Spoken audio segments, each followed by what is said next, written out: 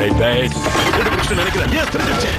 Shoulder அதோட right shoulder கவனி அதோட கையை தூக்கும் போது அதுக்கு ஏதோ ஜிலக் இருக்கு அதுதான் பிக் ஸ்பாட் அந்த சட்ட ஆள்தாலே தட்ஸ் ஸ்பின் ஏ ஐ கேஸ் welcome to Film Cap Tamil YouTube channel. இப்போ பார்த்தீங்கன்னா நம்ம டே 20ல் பார்த்தீங்கன்னா ரியல் ஸ்டில் படத்தை பார்த்தா பார்க்க போகிறோம். இந்த படம் பார்த்தீங்கன்னா 2011 வந்தது. இப்போ இதோட ஐஎம் ரேட்டிங் பார்த்தீங்கன்னா 7.1 கொடுத்துருக்காங்க. ஸோ இந்த படம் பார்த்தீங்கன்னா தமிழ் டப்பில் அவைலபிளாக இருக்குது. ஸோ இந்த படம் பார்த்தீங்கன்னா Netflix, Hulu and Disney, so இந்த மூணுத்துலேயும் பார்த்தீங்கன்னா இந்த படம் அவைலபிளாக இருக்குது. தமிழ் டப்பிலே இருக்குது. ஸோ நீங்கள் தமிழ் டப்பில் அழகாக பார்த்து என்ஜாய் பண்ணலாம். ஸோ இந்த படத்தில் பார்த்தீங்கன்னா நம்ம ஹியூ ஜாக்மேன் தான் ஹீரோவாக வச்சிருக்காரு. அதாவது நம்ம எக்ஸ்மேன் அவர் தான் படத்தோட ஹீரோவாக இருக்காரு. ஸோ இந்த படத்தில் உண்மையான ஸ்டோரி என்னன்னு பார்த்தீங்கன்னா நம்ம ஹியூ ஜாக்மேன் பார்த்தீங்கன்னா மிகப்பெரிய ஒரு எக்ஸர் சொல்லலாம். ஸோ இவர் பார்த்தீங்கன்னா மிகப்பெரிய ஒரு கடனில் இருப்பார். ஸோ சடனாக பார்த்தீங்கன்னா இவரோட எக்ஸோட வீட்டுக்கு போவார். ஸோ அப்போ வந்து அவங்க எக்ஸோட அவங்க பையனை பார்த்தீங்கன்னா இவரை பார்த்து சொல்லுவாங்க, அதாவது இவரோட சன். ஸோ அவங்க பையனை வந்து ஒரு 1 மந்த் இவர்ஸாக பார்த்துன்னு இருப்பார். அந்த டைமில் பார்த்தீங்கன்னா இவர் கூட கலந்துக்கிற அந்த பாக்ஸிங் பார்த்தீங்கன்னா அவங்க பையனை கூட்டின்னு போறாரு. ஸோ அப்போ அவங்க பையன் பார்த்தீங்கன்னா ரொம்ப என்ஜாய் பண்ணுறாரு அவங்க அப்பா பண்ணுற பாக்ஸிங் அந்த ரோபோட்ஸ் வச்சு. இப்போ பார்த்தீங்கன்னா அவங்க டேடி பார்த்தீங்கன்னா ரொம்ப அவங்க தான் கடன் வாங்கிட்டு ஸோ மிகப்பெரிய ஒரு கடனில் இருப்பார். ஸோ அந்த டைமில் பார்த்தீங்கன்னா